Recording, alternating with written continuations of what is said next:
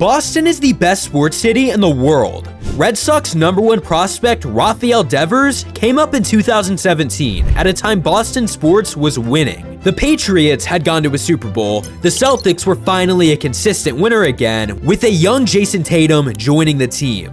The Red Sox would win 93 games, with Mookie, Xander, and more. There were too many good players to talk about in Boston, resulting in one player to be more overshadowed than any other.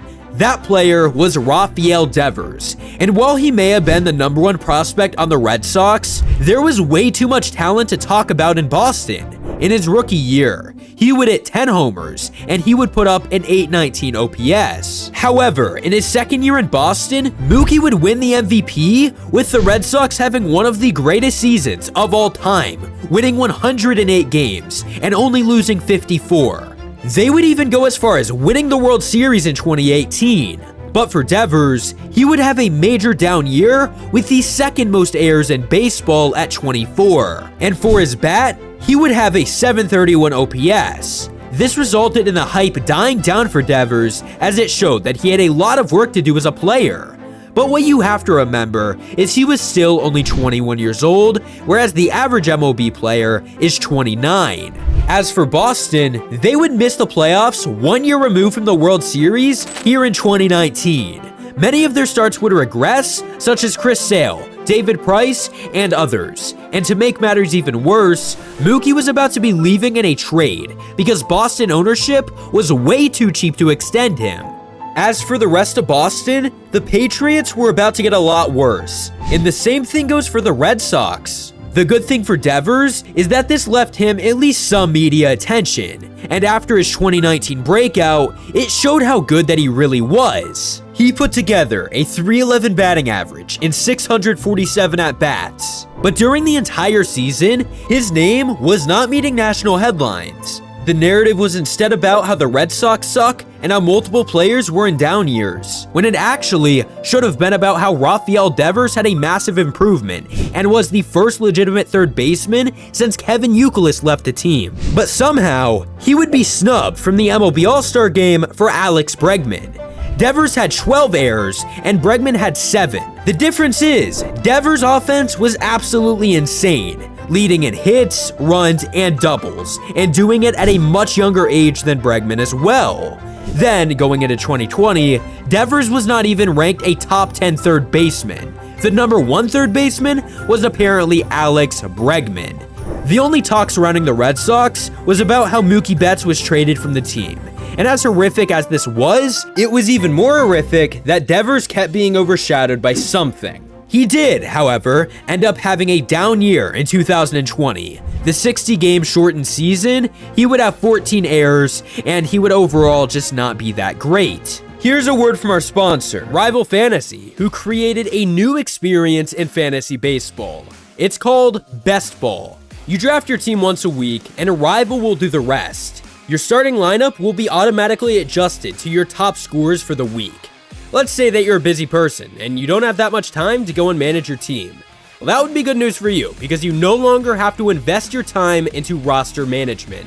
All you have to do is draft weekly. Oh, and did I mention that you will win free money if you are a top 3 performer in your league? There are 6-team drafts, 9-team drafts, and even more. Make sure to sign up using the link in the description to get $25 for free to spend on Rival Fantasy. Enjoy the rest of the video. But going into the 2021 season, Boston media continued to not talk about the Red Sox and were instead talking about a quarterback controversy between Mac Jones and Cam Newton. But the Red Sox would go on to shock the world, staying competitive all year. And at the trade deadline, they would add star player Kyle Schwarber. Boston would go on a magical run to the ALCS, and after a great year offensively, Devers would carry that into the postseason, where he would put up a 1,000 OPS, 5 homers, and 13 hits. MLB would even put him in the 2021 most underrated MLB players list. But to be fair, he did finally make his first All-Star appearance in 2021. And after 2021, his statistics were proven to be legendary. He was the first player in Red Sox history since Ted Williams to hit 100 homers, 100 RBIs, and lead the MLB in doubles, all before his 25th birthday. But Boston ownership was seeming to take Rafael for granted, as they would just not put a good team around him. 2022, they would miss the playoffs with another great Rafi year. His contract had 1 season left, and that would be 2023.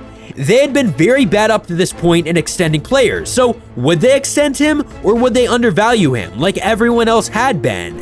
After the Red Sox ownership would be booed going to a hockey game, they would extend Devers 1 day later, and it would be a massive 11-year deal worth $331 million. However, this ownership also made the mistake of letting Devers' best friend on the team and Xander Bogaerts leave in free agency. Now, I know what you're saying. You're saying, okay, well, look at the contract that he ended up getting. Why were they going to be overpaying?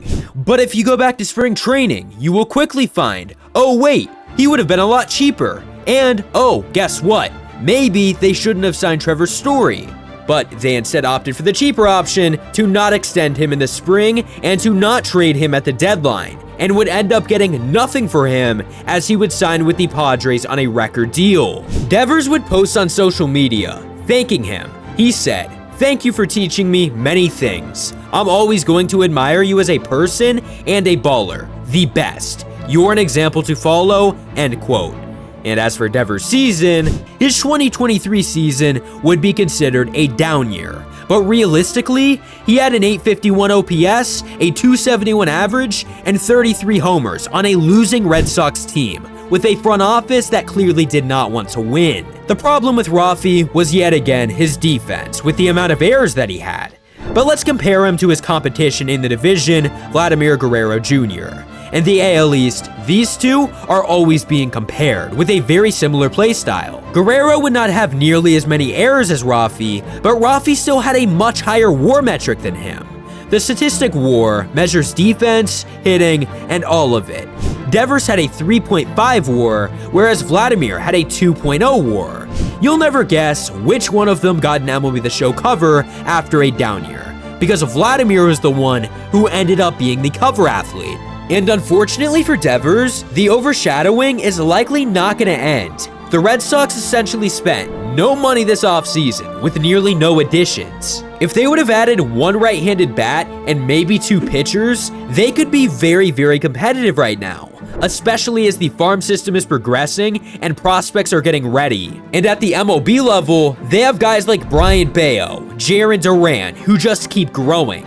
Devers was actually very vocal about how he felt with the entire Red Sox ownership, saying, "Everyone knows what we need to compete," end quote. But instead, the rotation is almost exactly the same as last year.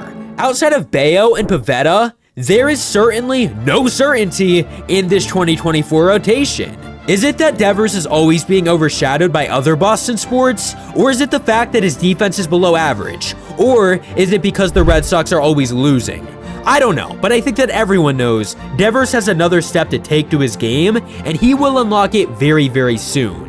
That's why, if he stays healthy, Rafi is my MVP pick in the AL for 2024. Game 1 of the season, he had a 2-run homer and a double. This may be the season that Rafael Devers is finally no longer overshadowed.